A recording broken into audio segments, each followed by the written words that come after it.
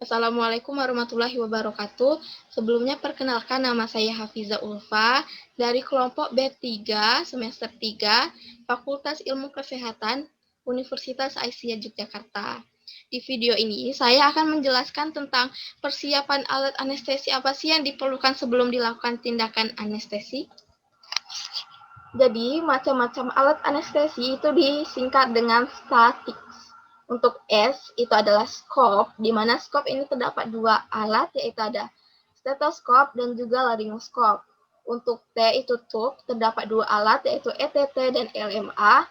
Untuk A itu terdapat Pacemax, OPA, dan juga NPA. Untuk T itu adalah tape, di mana terdapat plaster. Untuk I itu inducer, terdapat Stylen dan juga Magil forceps. Untuk C itu konektor, dan untuk S itu suction. Untuk yang pertama itu scope. Nah, di scope ini terdapat laryngoskop. Nah, laryngoskop di sini ini digunakan untuk melihat laring secara langsung, supaya saat kita memasukkan ETT itu bisa baik dan juga benar. Untuk bentukan seluruhan laryngoskop ini berbentuk seperti ini. Nah, untuk bagian ini disebut dengan handle atau pegangan. Nah, sedangkan bagian ini disebut dengan blends atau pisau atau juga bisa disebut dengan bilah. Nah, untuk bentuknya, laryngoskop ini dibedakan menjadi dua bentuk, yaitu ada bentuk Macintosh dan juga bentuk Miller. Nah, jadi apa sih perbedaan Macintosh dan juga Miller? Nah, jadi untuk Macintosh ini bilahnya itu berbentuk melengkung, sedangkan Miller ini berbentuk lurus. Nah, selain berdasarkan bilah, Macintosh dan Miller ini juga dibedakan untuk penggunaannya. Untuk Macintosh itu sendiri itu digunakan untuk pasien dewasa, sedangkan Miller ini digunakan untuk pasien anak-anak. Selanjutnya itu ada skop. Nah, di skop ini terdapat stetoskop, di mana stetoskop di sini ini digunakan sebagai alat auskultasi atau untuk memastikan apakah ETT yang kita masukkan itu masuk ke saluran yang benar atau malah masuk ke saluran yang salah. Nah, saluran yang benar di sini itu ETT-nya harus masuk ke saluran pernafasan. Nah, yang salahnya itu ETT-nya masuk ke saluran pencernaan. Nah, jadi untuk mencegah kesalahan pemasukan ETT itu bisa menggunakan alat stetoskop ini. Nah, untuk yang selanjutnya yaitu ada tube. Nah, di tube ini terdapat pipa endotrakeal atau biasa kita singkat dengan ETT. Jadi, pipa endotrakeal atau ETT ini itu adalah pipa jalan nafas buatan ke dalam trakea melalui mulut. Nah, jadi fungsi ETT ini untuk membebaskan jalan nafas dan pemberian pernafasan mekanis menggunakan ventilator. Nah, untuk bentuk ETT ini bisa kita lihat pada gambar. Nah, untuk jenisnya itu ETT ini ada dua jenis, ini dibagi menjadi dua kebutuhan, di mana ada kinking dan juga ETT non-kinking. Jadi apa sih beda ETT kinking dan juga ETT non-kinking ini? Jadi ETT kinking ini terbuat dari silikon, sedangkan ETT non-kinking ini terbuat dari nilon atau besi, sehingga pipanya ini sulit untuk tertekuk untuk ETT non-kinking. Nah, selain itu, untuk memasukkan ETT kinking ini nanti, ini memerlukan alat Stylen untuk memudahkan masuk ke saluran yang benar. Nah, sedangkan kinking ini nanti penggunaannya juga akan berbeda, di mana ETT kinking ini digunakan pada operasi pada umumnya, sedangkan ETT non-kinking ini digunakan pada operasi khusus, seperti operasi pada kepala dan leher, di mana ETT-nya itu tidak boleh melengkung atau tertekuk. Itu menggunakan ETT non-kinking untuk operasi khusus. Selanjutnya yaitu ada masih di tube, itu ada LMA atau laryngeal max airway. Nah, untuk bentuknya seperti ini. Ada curve, ada tube airway. Nah, untuk pemasukan yang benar LMA itu bisa dilihat pada gambar sampingnya. Nah, seperti ini pemasukan LMA yang benar. Jadi, LMA di sini ini untuk mempertahankan jalan nafas paten tanpa intubasi trakea yang terdiri dari tabung terhubung dengan cuff yang berfungsi untuk mengunci laring. Nah, untuk LMA ini terdapat empat bentuk, yaitu ada LMA klasik, ada LMA fast track, ada LMA ProCell, ada LMA fleksibel. Nah, jadi LMA ini digunakan sesuai dengan kebutuhan pasien bentuk LMA ini. Nah, untuk LMA fast track ini perbedaan dengan LMA klasik. Ini pada tube baja, ini pada LMA fast track ini terdapat tube baja, handle, dan batang. Nah, di LMA ProCell ini memiliki dua keuntungan dibandingkan dengan LMA standar lainnya.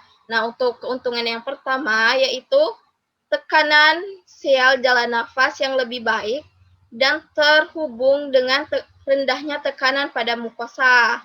Nah, yang kedua, LMA ProCell ini terdapat pemisahan antara saluran pernafasan dan juga saluran pencernaan. Nah, untuk LMA fleksibel ini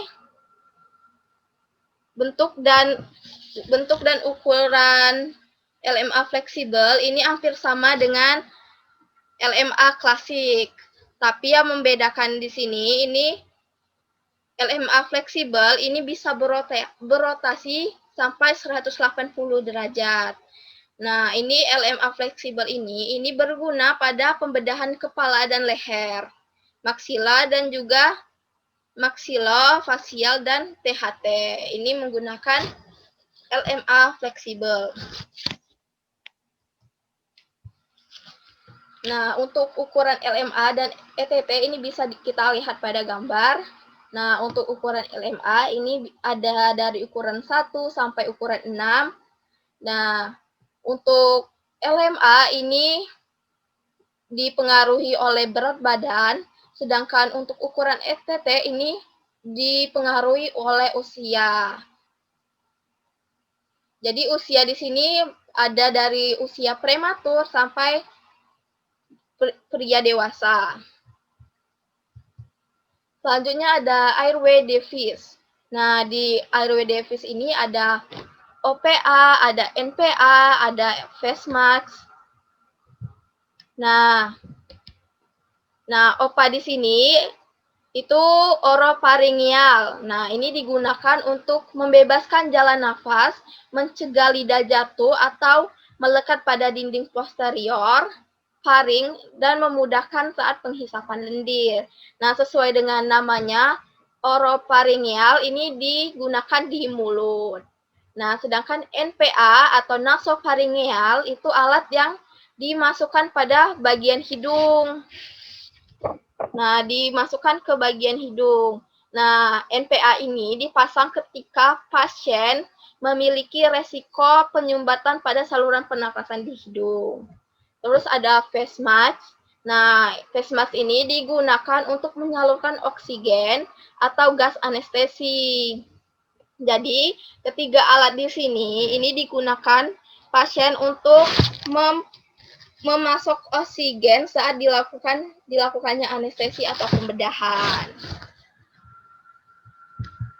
Terus ada tap atau plester. Nah, tap plester di sini ini berfungsi untuk memfiksasi ETT setelah tindakan intubasi agar tidak terdorong, tergeser atau tercabut. Nah, saat ETT-nya sudah dimasukkan itu supaya tidak tercabut ataupun tergerak. Jadi perlu difiksasi di pipi bagian kanan biasanya. Nah, terus selanjutnya ada inducer. ada induser. Nah, di induser ini ada stilet. Nah, stilet tadi ini digunakan untuk membantu ETT king-king tadi untuk masuk ke saluran yang benar. Nah, karena ETT king-king tadi terbuat dari silikon, jadi membutuhkan stilet untuk masuk ke saluran yang benar. Terus ada forceps McGills. Ada forceps McGills, gambarnya seperti ini. Forceps McGills.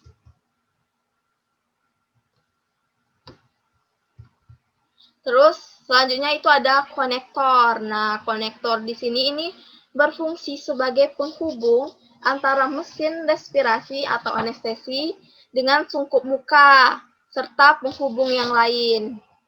Nah, untuk bentuk konektor bisa kita lihat pada gambar ini ada macam-macam bentuk konektor. Ada yang berbentuk Y, ada yang berbentuk C.